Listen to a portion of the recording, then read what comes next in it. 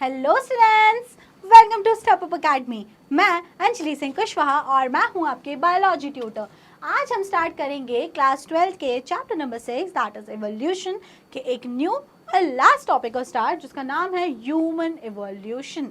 जैसा कि पिछले वाले वीडियो में मैंने आपको बोला था कि ये जो टॉपिक है अपने आप में बहुत ही ज़्यादा इंटरेस्टिंग है। अपने बारे में पढ़ना किसको नहीं अच्छा लगता, अच्छा ही लगेगा ना, आपके बारे में किताबों में लिखा हुआ है। तो चलिए देखते हैं कैसे हुआ हमारा इवोल्यूशन और हम आज ऐसे जो दिखते हैं हम वो कैसे डेवलप हुए। In the series of human evolution सबसे पहले जो डेवलप हुए थे that were Dryopithecus. After Dryopithecus there were Ramapithecus, then there were Australopithecus, then Homo habilis, Homo erectus, Homo neanderthalensis also known as Neanderthal man, and lastly Homo sapien जो हम हैं आज की डेट में एग्जिस्टिंग। तो मतलब कि हम जो आज एज अ होमो सेपियन खुद को देखते हैं जो हम हैं, उसके पहले भी तो ये लोग सारे लोग रह चुके हैं। मतलब देयर वर सम डिफरेंसेस इनमें और इनमें, कुछ तो डिफरेंसेस होंगे ना। तो चलिए स्टार्ट करते हैं और देखते हैं कि ये जो इवोल्यूशन हुआ है ह्यूमन बींग्स में, उस इवोल्यूशन के कोर्स में क्या क्या चेंजेस हैं जो हमारे अंदर फाइनली आ गए हैं। तो बिना देरी करे सबसे इंटरेस्टिंग टॉपिक को शुरू करते हैं। सबसे पहले हम लोग देखते हैं ड्रायोपिथेकस एंड रामापिथेकस। तो क्या है भाई Dryopithecus and Ramapithecus? About 15 million years ago. तो ये कब एग्जिस्ट करते थे अर्थ में, किस टाइम फ्रेम में? They exist around 15 million years ago. Primates called Dryopithecus and Ramapithecus were existing. They were hairy and walk like gorillas and chimpanzees. तो आप ये चीज़ को ध्यान रखो, जो हमारे Dryopithecus और Ramapithecus है, they were totally like chimpanzees और gorilla. Big, hairy, और उनका फेस जो था वो इतना हमारी तरह सुंदर नहीं था, बिल्कुल ऐसे जो ape like chimpanzee like face होता है वैसा था बिल्कुल, है ना। लेकिन जो ड्रामापिथेकस थे दे वर मोर मैन लाइक, और जो ड्रायोपिथेकस थे दे वर मोर एप लाइक। तो मतलब ह्यूमन बीइंग में जो डेवलपमेंट स्टार्ट हुआ होगा वो कहीं ना कहीं रामापिथेकस जल्दी इवॉल्व हुए होंगे because they were already more man like. Dryopithecus भी धीरे धीरे करके इवॉल्व हुए मैन में, लेकिन वो स्लोली हुए होंगे because they were more ape like. Okay, so Dryopithecus and Ramapithecus were earliest. They do exist when they exist about 15 million years ago. और वो कैसे होते थे? Very hairy, very tall, chimpanzee और gorilla likes. अब Dryopithecus, Ramapithecus के बाद क्या हुआ? Dryopithecus, Ramapithecus के बाद कुछ हमें ऐसे फॉसिल्स, अब स्टडीज तो कंटिन्यूसली चलती ही रहती हैं। तो क्या हुआ था इथोपिया और तंजानिया में कुछ और हमें फॉसिल्स मिले, कुछ बोन्स मिले जिनका जो स्ट्रक्चर था वो काफ़ी ज़्यादा सिमिलर था ह्यूमन बोन्स से, लेकिन वो ड्रायोपिथेकस रामापिथेकस से भी रिजेंबल नहीं कर रहे थे और अभी आगे का कुछ बना नहीं था। लेकिन कुछ ऐसे फॉसिल्स मिले और फिर उन फॉसिल्स पर फर्दर स्टडी स्टार्ट हुई। These revealed hominid features leading to the belief that about 3 to 4 million years ago, man-like primates walked in Eastern Africa. और जब इन जो बोन्स मिली और उनकी जब स्टडी की गई तो उनमें काफ़ी ज़्यादा होमिनिड फीचर्स देखने को मिले, जिससे क्या चीज़ रियलाइज़ हुई कि about 3 to 4 million years ago पहले, 3 से 4 मिलियन ईयर्स अगो पहले man like primates, there were primates which were man like. अभी आपने पढ़े थे Ramapithecus which were man like, उन्हीं के इवोल्यूशन में वो इतना डेवलप होते होते इवॉल्व होते होते होते इतना डेवलप हुए कि they were totally man like and they walk in Eastern Africa because वहाँ से उनके fossils मिले. They were probably not taller than 4 feet but walked upright. और जो फॉसिल्स की स्टडी से हमने कंक्लूजन निकाला वो कंक्लूजन ये था कि बहुत ज़्यादा हाइट नहीं थी। ड्रायोपिथेकस रामापिथेकस के साथ सीन क्या था? They were tall, huge, hairy, but इनके साथ की सीन ये है कि वो 4 फीट से ज़्यादा लंबे नहीं थे, लेकिन वो सीधे चलते थे। और आपने कभी बंदरों को या एप या चिंपैंजी को सीधे चलते हुए देखा है? No, they walk on 4 of their limbs, मतलब वो अपने 4 लिम्स, हाइंड लिम्स दोनों को यूज़ करते हैं चलने के लिए।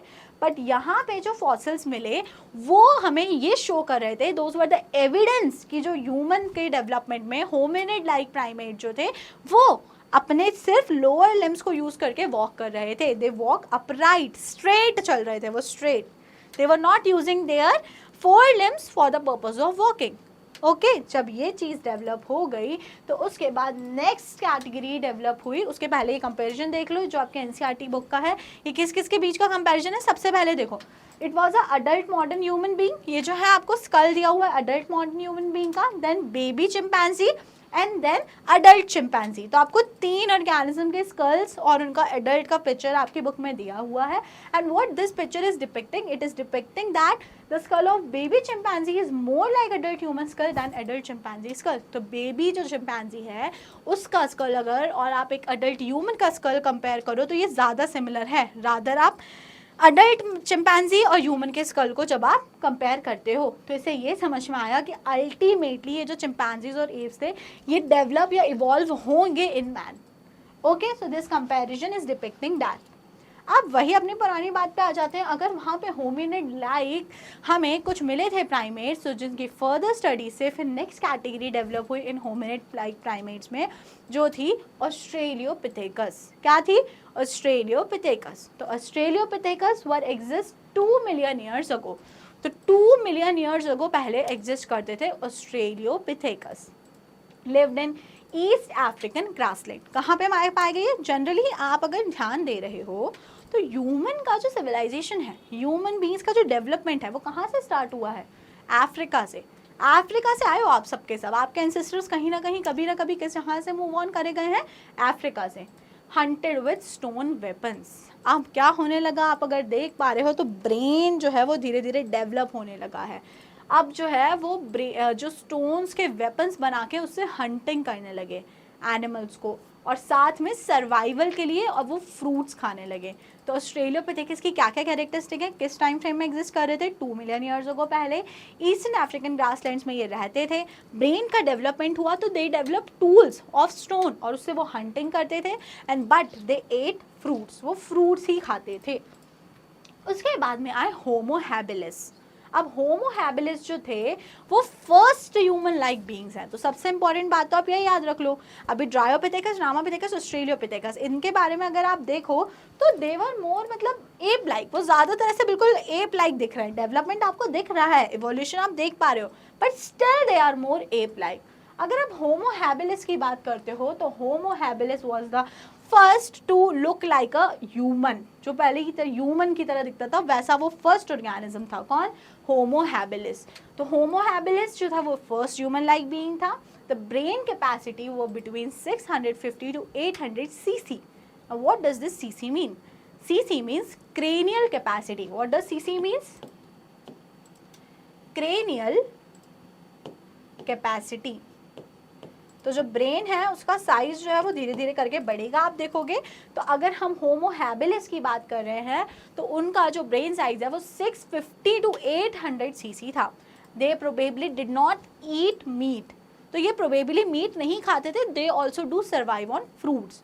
तो ऑस्ट्रेलियोपिथेकस आए और फिर उसके बाद में डेवलप हुए होमो हैबिलिस, जो पहले ऑर्गेनिज्म थे जो मैन की तरह दिखते थे, और इनका ब्रेन साइज भी आप अगर देख पा रहे हो तो बढ़ गया है। चलिए ठीक है, होमो हैबिलिस भी हो गया। अब होमो हैबिलिस के बाद डेवलप हुए होमो इरेक्टस। तो होमो इरेक्टस में आप देखो तो they exist around 1.5 million years अगो। इनमें ब्रेन कैपेसिटी इंक्रीज हो गई, ब्रेन कैपेसिटी अब हो गई 900 cc, और now they do eat meat. और धीरे धीरे करके आप देखो पहले फ्रूट्स खा रहे थे और अब धीरे धीरे करके जो ह्यूमन का जो प्राइमेट्स का डेवलपमेंट है उन्होंने मीट खाना सीख लिया। वो धीरे धीरे मीट खाना सीख गए, नॉन वेजिटेरियन की तरफ शिफ्ट हुई डाइट। अभी से वेजिटेरियन चल रही थी, फ्रूट्स पे डिपेंडेंट थे, लेकिन कब तक रहेंगे? तो धीरे धीरे करके हंटिंग वो सीख चुके थे, तो धीरे धीरे करके अब उन्होंने मीट खाना स्टार्ट किया। ओके, नॉन वेजिटेरियन डाइट पे शिफ्ट हुए, और ये किस में स्टार्ट हुआ? होमो इरेक्टस में। होमो इरेक्टस के बाद आए निंडरथियल मैन। कौन आए? Neanderthal man. अब निंडरथियल मैन की क्या कैरेक्टरिस्टिक थी? The Neanderthal man with the brain size of 1400 cc।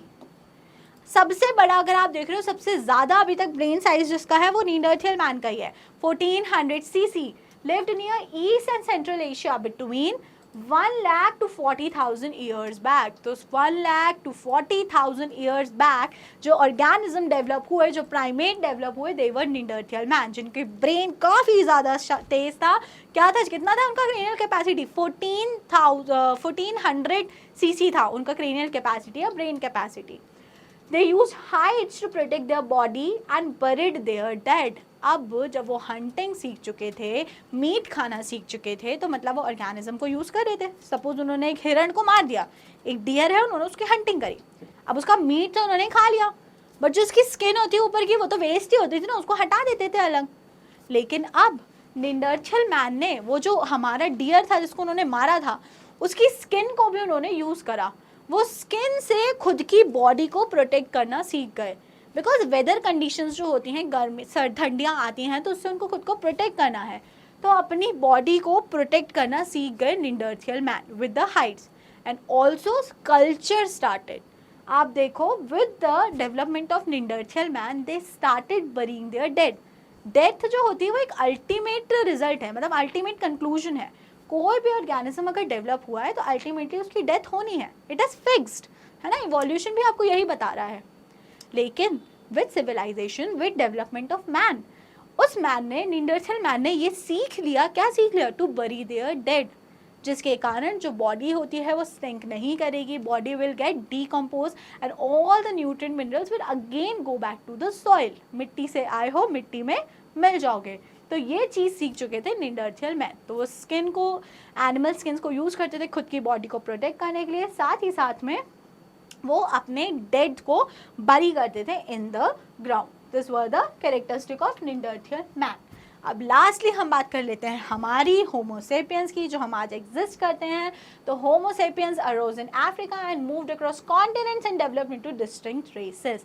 तो होमोसेपियन जो थे वो डेवलप अभी तक सिर्फ अफ्रीका तक चल रहा था ये सब कुछ, लेकिन एक बार जैसे ही होमोसेपियन या मॉडर्न मैन का डेवलपमेंट हुआ, वो एक जगह नहीं रुके, they moved all over the continents. Africa में डेवलप होके वो अलग अलग जगह मूव करे। और आज आप अब देख पा रहे हो इस पूरे वर्ल्ड की पॉपुलेशन क्या है, I don't have an idea, आप देख लेना कितनी है। हर कॉन्टिनेंट में आज लोग हैं। The human being is the one, the Homo sapien is the one who have conquered this earth, who is present in each sphere of this earth. समझ पा रहे हैं आप, है ना। ईच स्फीयर तो नहीं बोलना चाहिए, but each continent of the earth. Homo sapien was the one who learn to move from a place. During Ice Age between 75,000 to 10,000 years ago, modern Homo sapiens arose.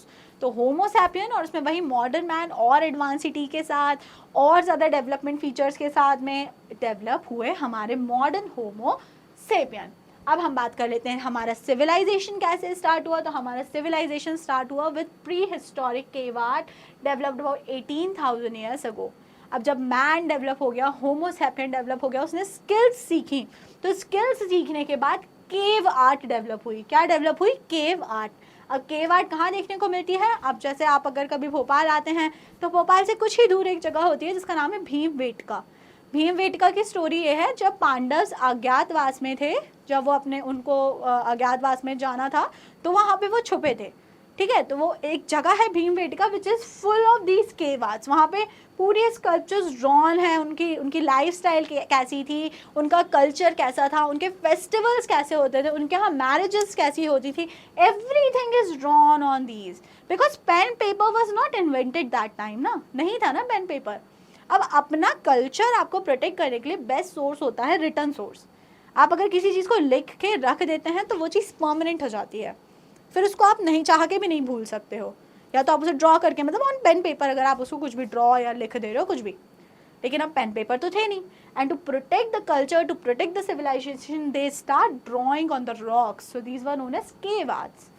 Agriculture came around 10,000 years back and human settlement started. धीरे धीरे धीरे करके जब cave arts हुए, human और modern होता गया, तो उसने एग्रीकल्चर, अब सर्वाइवल के लिए कुछ तो करना है, फूड तो चाहिए, तो उसने अपने रिक्वायरमेंट के लिए एग्रीकल्चर स्टार्ट किया, उसने फसल उगानी स्टार्ट करी। एंड धीरे धीरे धीरे धीरे करके it comes to a large scale.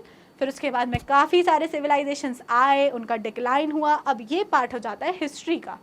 Okay अब ये बायोलॉजी का पार्ट नहीं रह गया, ये हो जाएगा हिस्ट्री का पार्ट कि कब कौन सा सिविलाइजेशन आया, कैसे उसका डेवलपमेंट हुआ, कैसे उसका डिक्लाइन हुआ, ये सारी चीज़ें आप वहाँ पढ़ सकते हैं। So till this what biology taught us, कि कैसे कैसे इवोल्यूशन होकर हमने कहाँ से कहानी स्टार्ट करी थी फर्स्ट वीडियो में, बिग बैंग थ्योरी, कि कैसे ये यूनिवर्स बना, और वहाँ से कहानी यहाँ आ चुकी है कि कैसे आज की डेट में इस अर्थ पर हमने कॉन्कर करा और सर्वाइव कर रहे हैं। ओके माय डियर स्टूडेंट्स, समझ में आई आपको ये सारी बातें? काफ़ी इंटरेस्टिंग थी। And that is all for today and for this chapter. ठीक है, तो हमने कंप्लीट कर लिया है चैप्टर नंबर 6 इवोल्यूशन। अब जो नेक्स्ट वीडियो होगी उसमें हम अगला चैप्टर स्टार्ट करेंगे। ओके, बाकी वीडियो पसंद आई है तो वीडियो को जल्दी से कर दीजिएगा लाइक और स्टेप अप अकेडमी को कर लीजिएगा subscribe. Thank you and keep watching.